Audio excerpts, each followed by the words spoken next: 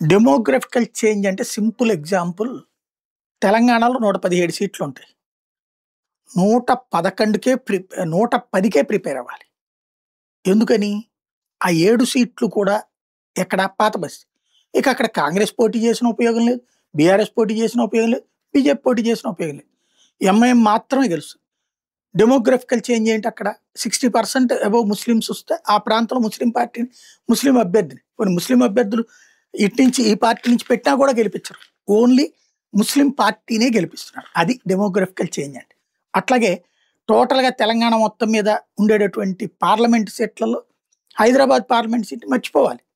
ఇంకెవ్వరు కూడా వేయలేరు. ఎందుకంటే అక్కడ ముస్లిం పాపులేషన్ ఎక్కువ ఉంది కాబట్టి. ఇట్లాగా అస్సాంలో డెమోగ్రఫికల్ చేంజ్ అన్నటువంటిది భారీ ఎత్తున ఉందట. టోటల్‌గా 100 సీట్లలో మాత్రమే పోటీ చేయగలుగుతున్నాయి పార్టీలు. 126 సీట్లకు గాను. ఏది బీజేపీ గాని మిగతా వాళ్ళు. 26 సీట్లు కంప్లీట్‌గా ముస్లింలకు సంబంధించినయి. అటు ఏఐయూడీఎఫ్‌కా, ఎంఐఎం వాళ్ళే కాన్సంట్రేషన్. ముస్లిం సామాజిక వర్గం బలంగా పెరిగిన చోటన ముస్లిం పార్టీలని, ముస్లిం అభ్యర్థుల్ని మాత్రమే మళ్ళీ వేరే పార్టీలకు సంబంధించిన ముస్లిం అభ్యర్థులుగా 20%, 30% ఉన్నటువంటి సందర్భంలో ప్రధాన పార్టీలకు సంబంధించిన వాళ్ళు మా ముస్లిం అభ్యర్థులు పెట్టుకోండి అని ముస్లింలు అడుగుతున్నారు. అట్లాగో 30% ఉన్న చోట సాలిడ్‌గా పడతాయి. 20% ఉన్న చోట సాలిడ్‌గా పడతాయి. హిందువులు ఎట్లాగో విడిపోయి ఓట్లేస్తారు కదా అన్న ఉద్దేశంతో వాళ్ళకి ఇవ్వడం ప్రారంభిస్తున్నారు.